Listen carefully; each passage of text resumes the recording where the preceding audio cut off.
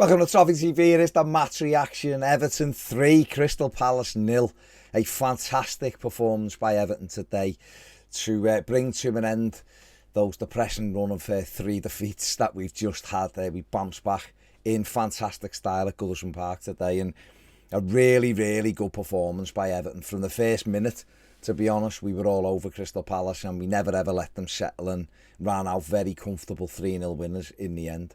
The manager went with the same team that lost at Newcastle on Wednesday night, which was a little bit of a surprise. I didn't know whether or not James Garner might be in line for a start, but the manager kept faith with the 11 that played the other night, and right from the word go, they seemed to be at it. We'd seen a couple of crosses in the first couple of minutes. We'd had a shot on target inside the first 10, which was good, because quite clearly at Newcastle the other night we didn't. We just didn't offer anything. But we were right at it today, and the players responded fantastically well. And particularly the two wide men. I thought the two wide men worked really hard. Anthony Gordon had his best game for a while, and that's without the goal. The goal was a bonus for him, but the work rate he put in, up and down. I still think sometimes if he just simplifies his game, he'll be even better.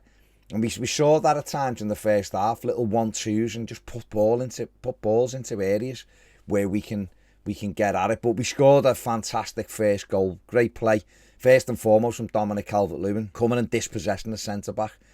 Ball knocked forward to Iwobi. He gave it back to Dom, and the touch is brilliant. He put it through the defender's legs and smashed it beyond Guati into the corner to give Everton the lead. It was a tremendous bit of play by Dominic Calvert-Lewin, and something that probably a lot of people didn't think he had in his locker, that kind of ability to pull a trick out under pressure like that. But it was a tremendous goal, and he was brilliant all afternoon, really. Dom, was big and strong, coming and taking things on his chest, winning headers, and was a threat. And Iwobi, who was playing noticeably further forward, Frank Lampard had a little tinker with the system. Iwobi was, the energy that he displays is unbelievable. He was everywhere. But the team just were all over Crystal Palace. They really were. And I think coming in towards half-time, the only real disappointment was that we hadn't made it. It wasn't a bigger scoreline. Guati had made a good save from Anthony Gordon on the left foot, and Connor Cody looked like he might score, but Milivojevic got an important header in. And we just looked a constant threat. And then in the second half, we came out and, it was a little bit flat, I'll be honest, for the first 5 or 10 minutes of the second half. But then we get the second goal, which is a really good goal.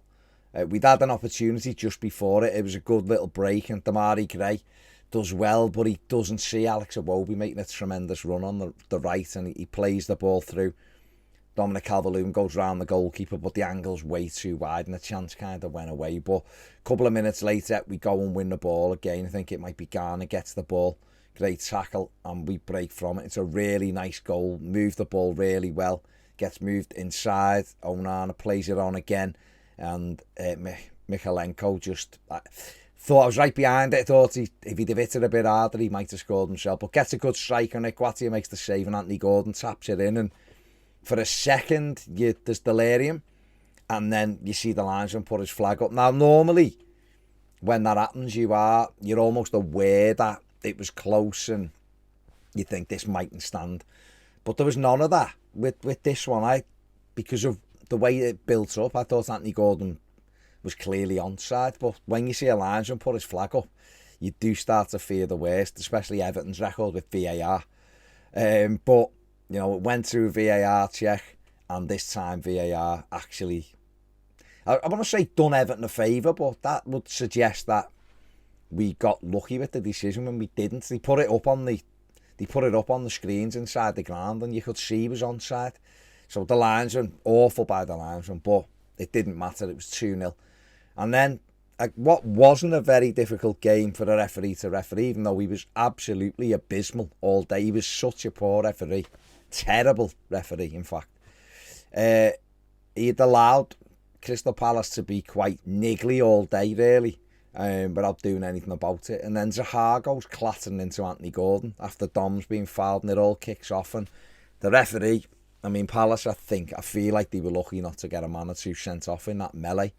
Mateta in particular, people like that. But the referee ended up booking it. But that's what Everton needed. They invigorated the crowd, who then became ferocious with the tackles, and it woke Tarkowski up, and he had a couple of, tremendous challenges. Even though he was playing well, what I mean by that is he just seemed to step up another level at that stage and didn't miss a thing.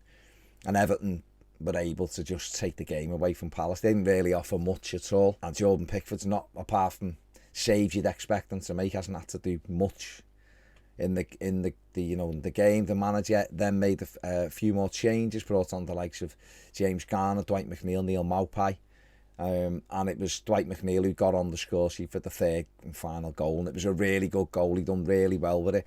Good first touch, come inside, took 3 men out the game, carried it, travelled with it, played it into Iwobi, didn't stop running.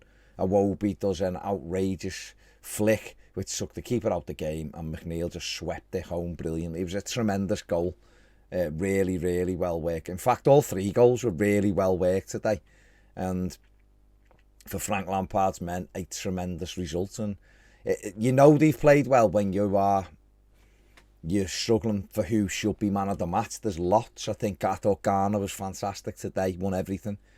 I thought Iwobi was unbelievable with his work rate, and obviously he had 2 assists. I think Dominic Calvert-Lewin's performance was brilliant. I thought Anthony Gordon was way better, miles better than he's been for weeks. It was a real threat. And I thought Tarkowski, Cody were brilliant. So it's a difficult one. The easy choice would be someone like Dom.